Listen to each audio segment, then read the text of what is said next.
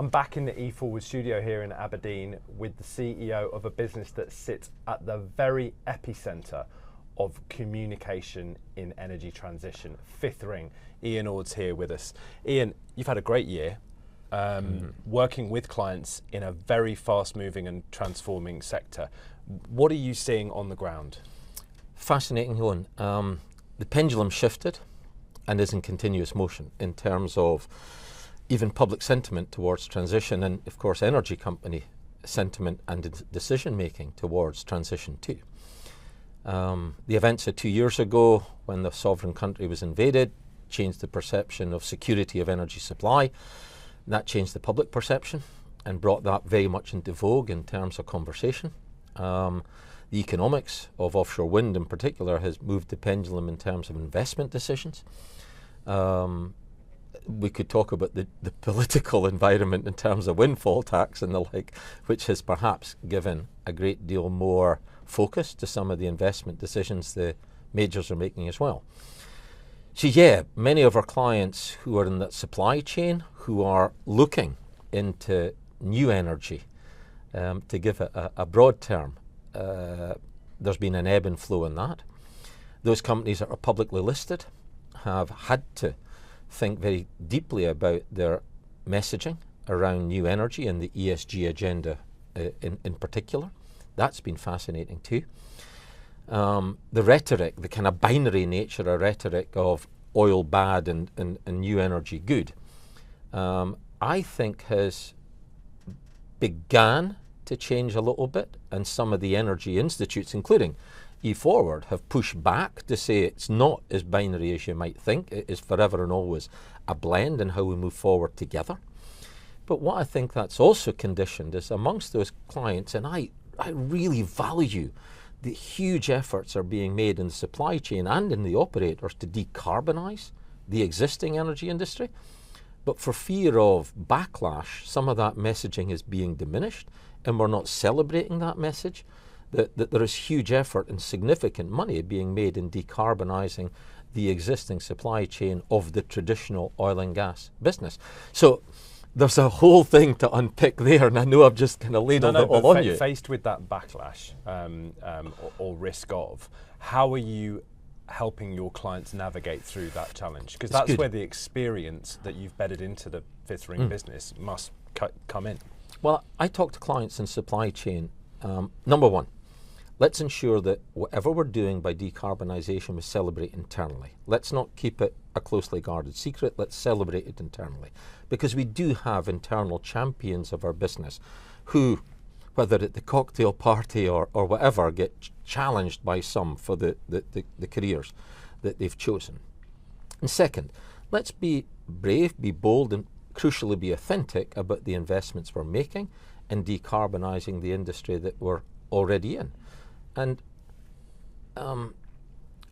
we're never gonna convert the people at either end of the spectrum, but there is a significant addressable majority in the middle that we can comfortably talk to, that we're doing really positive things in what is regarded as, by some, a pretty dirty business right now. So let's talk openly, internally, let's be measured in what we're doing externally, and forever and always be authentic in that message. Yeah, we were clear at the last E-FWD that our position to that issue is that anyone that is trying to approach energy transition in a serious way and not engaging with the oil and gas majors isn't taking the job of transition seriously. They are playing a central role in moving things forward.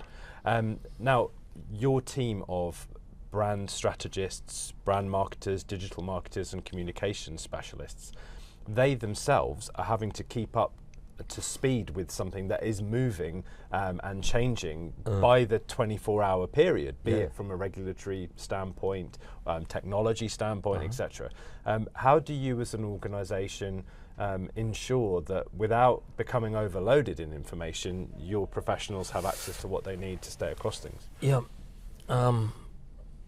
Goodness, I'm trying to remember, let's say many years ago, because I honestly can't remember when it was, we appointed Andrew Bradshaw as our head of energy insights at the business, and his primary function is to stay across that moving feast of information so that, and he circulates that data to us in bite-sized fashion for us. He consumes it all and then relays it to us in bite-sized points.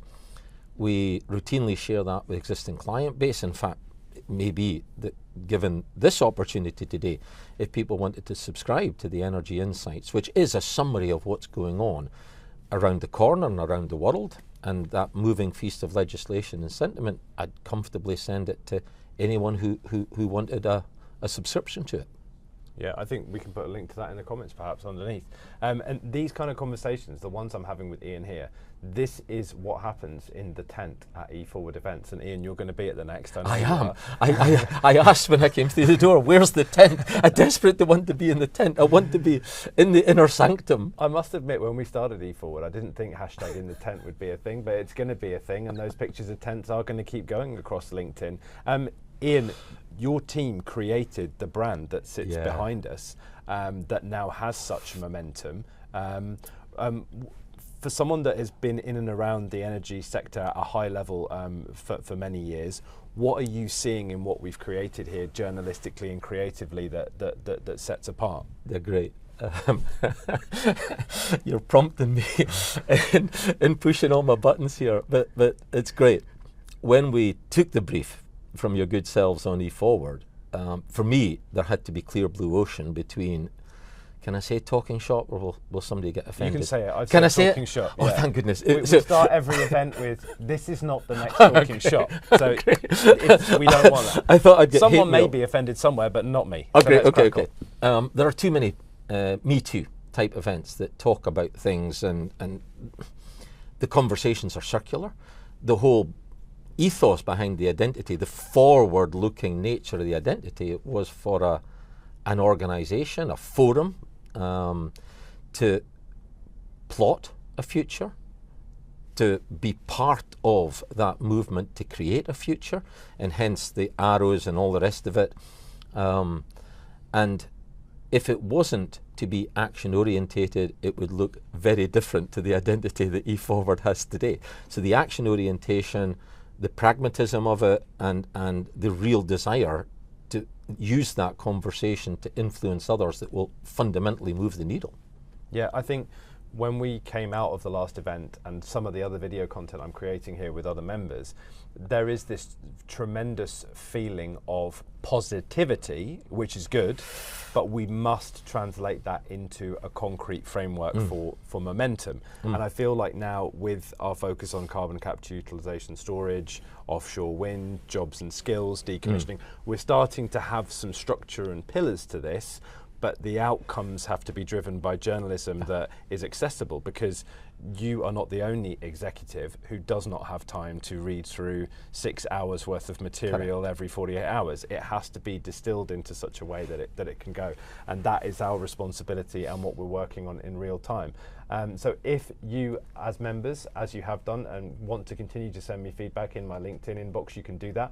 If you're watching this video and interested in joining E-FWD, there's links underneath the video in the comments to how you can do it on a website, again, that was built and created by Fifth Ring, who've been our co-venturers in the creation of E-FWD. Very vested in this success. Yes, and I look forward to seeing you all with Ian back in the tent in June. Thanks, Ian, for coming in. Pleasure.